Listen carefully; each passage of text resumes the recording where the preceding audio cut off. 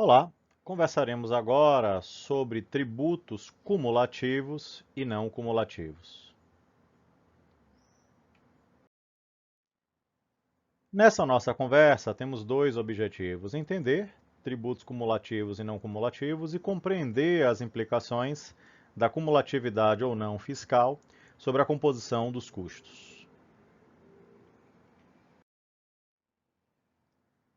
De conversas anteriores, vimos que quando tentamos entender a relação entre o tributo e a formação do preço de venda, de um modo geral, percebemos uma série de aspectos. Os mais importantes associados à relevância, quer dizer, o percentual do tributo contido no preço é extremamente expressivo, e a complexidade, quer dizer, a nossa legislação tributária faz com que fazer essa incorporação se torne assunto nada trivial. E quando vamos começar a tentar entender especificidades associadas aos diferentes tributos e o processo de formação do preço de venda, temos que entender uma especificidade extremamente relevante no contexto brasileiro que chama a atenção para a cumulatividade ou não dos tributos. No Brasil, tributos podem ser cumulativos, quando não permitem ser aproveitados em etapa posterior, ou não cumulativos, quando possibilitam aproveitamento em etapa posterior por meio da figura dos créditos fiscais.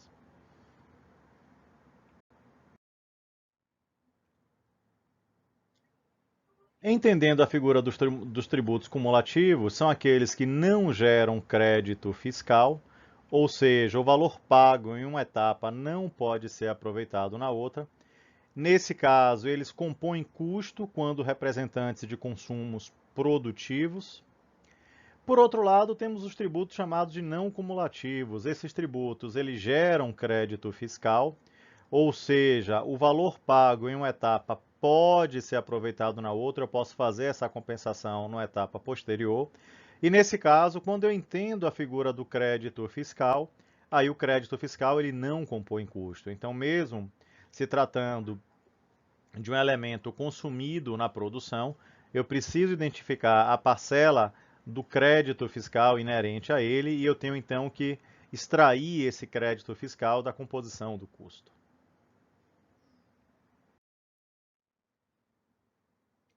Se vamos entender a figura de um tributo cumulativo, então imagine a situação de um exemplo de imposto cumulativo, nesse caso, o imposto sobre serviços.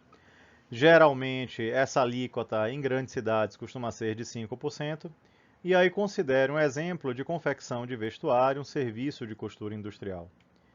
Então, eu preciso ter, na verdade, um determinado conjunto pronto. Esse determinado conjunto que eu quero comercializar na minha loja, eu contratei uma empresa chamada Serviços Técnicos de Costura C para confeccionar esse conjunto para mim. E por lote de conjuntos confeccionados, essa organização disse me cobrar 400. Quer dizer, se ela me cobrará 400 e se o ISS é de 5%, sabemos que teremos 20 de ISS aqui, já que o ISS é um tributo calculado por dentro, ele vai incidir sobre o preço de venda. Então, nesse caso, o ISS ele seria de 20, quer dizer, resultado aí da aplicação da alíquota sobre o preço, então 5% de 400 resulta em 20.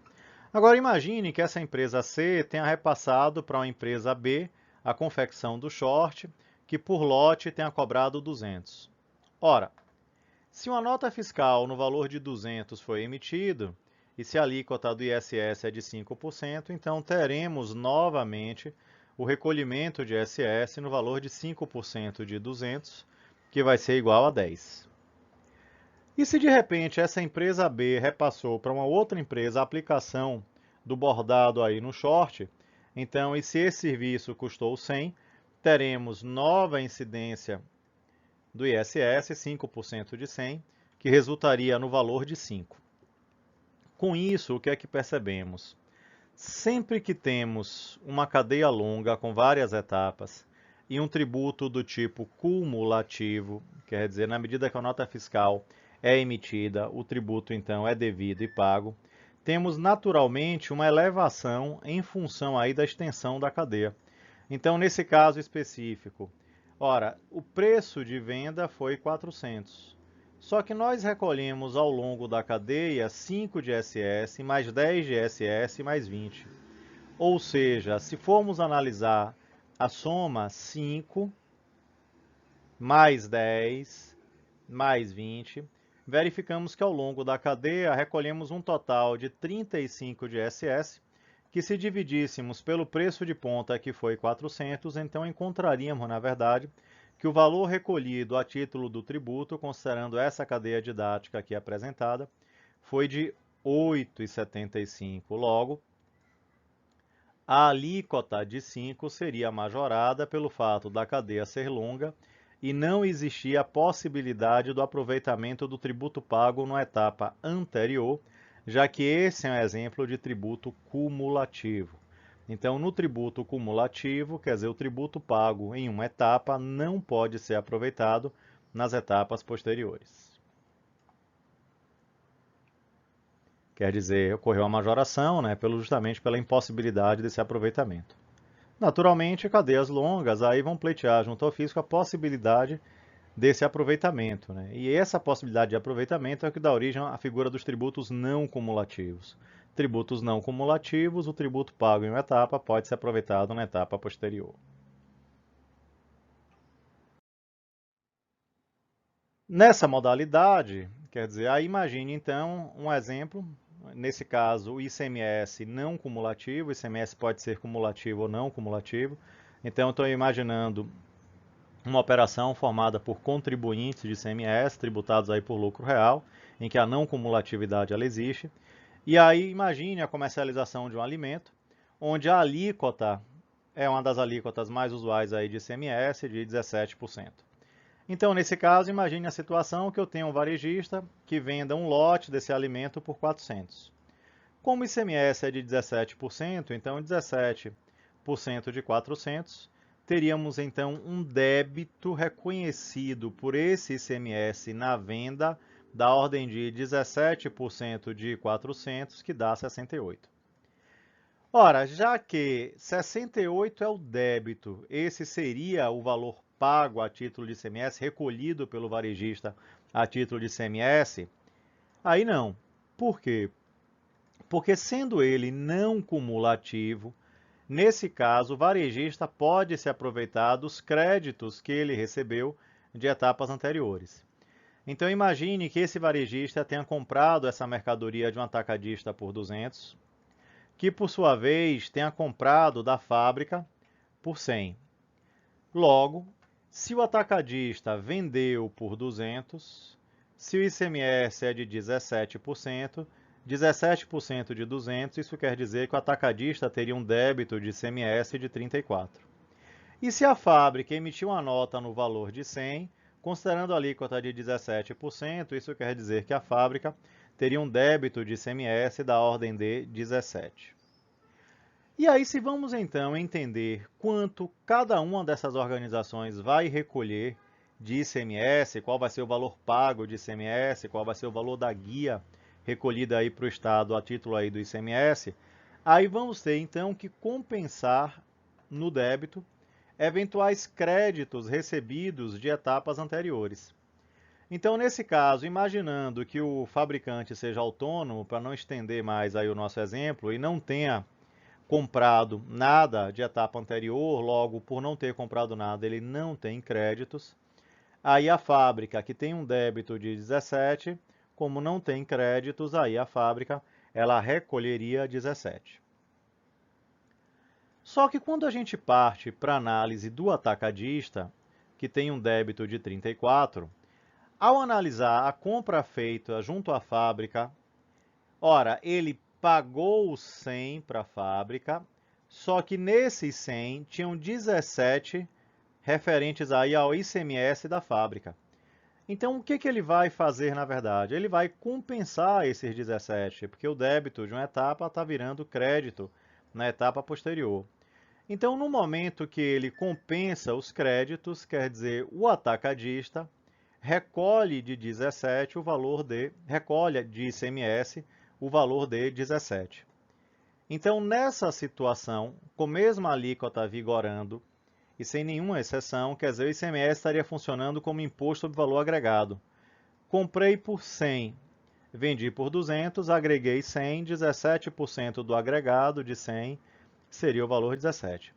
Então, isso funcionaria nessa situação didática com mesmas alíquotas e sem exceções. E aí, quando nós partimos para o varejista, então o varejista tem um débito de ICMS de 68, mas no momento que ele fez a compra junto ao atacadista, ele pagou 200 para o atacadista, mas teria que fazer o destaque justamente do crédito que ele recebeu. O débito para o atacadista se torna um crédito para o varejista. E aí, no momento que ele compensa esse crédito, ele teria então ICMS a recolher no valor de 34. Que também, nesse contexto de mesma alíquota para todas as operações, também funcionaria como imposto de valor agregado. Comprei por 200, vendi por 400, agreguei 200, 17% de 200 daria o valor lá a pagar ou a recolher a título de ICMS. Então, nesse caso, o que é que nós vamos perceber? Nós vamos perceber que existe sim a possibilidade da compensação. Essa compensação manterá a alíquota do ICMS em 17%, já que eu estou aproveitando o que ocorreu nas etapas anteriores. Só que a partir daí, destaques precisam ser dados em relação a custo, porque na composição do custo eu não posso incorporar o crédito do ICMS. Então, nesse caso específico do atacadista, ele desembolsou 100 pela mercadoria que comprou junto à fábrica. Mas nesses 100, existe, na verdade, um crédito para o atacadista que veio destacado na nota fiscal no valor de 17. Como esse crédito representa o ICMS a recuperar, então os 100 pagos terão dois destinos. 17 virão para ICMS a recuperar, quer dizer, como um crédito fiscal aí do ICMS. Logo, a parcela remanescente, os 83, aí virão para custo, porque o crédito fiscal não pode fazer parte do custo. A mesma lógica se aplicaria ao varejista. Então, o varejista desembolsou 200 pela cerveja que comprou.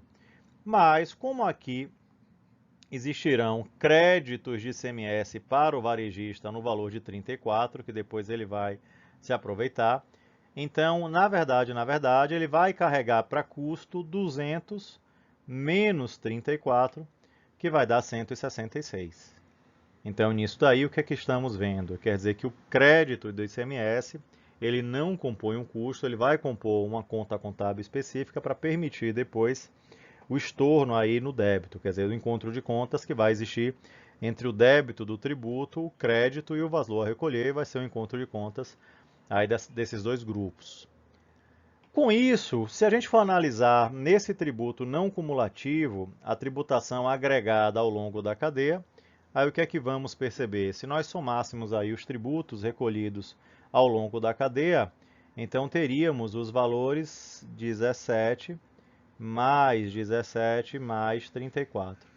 Então, se eu somo esses valores, aí eu descubro que o imposto pago ao longo da cadeia foi de 68. E que se eu divido pelo preço de ponta, aí eu encontro exatamente a alíquota. Então, nesse caso, quem seria a alíquota? A alíquota na operação como um todo seria 17, quer dizer, mantivemos a alíquota do tributo, já que permitimos a compensação aí dos créditos. Quer dizer, nesse caso, ocorre a manutenção do percentual. Desafios existem que agora essa operação ela requer uma movimentação de informações e documentos maior. Por quê? Porque a partir de agora vamos ter que fazer considerações sobre débitos e créditos fiscais. Com isso, esperamos ter alcançado os dois objetivos pretendidos para esse nosso encontro, quer dizer, entender tributos cumulativos e não cumulativos, e também compreender as implicações associadas aí à composição de custos nesse contexto, lembrando que créditos fiscais não compõem custos.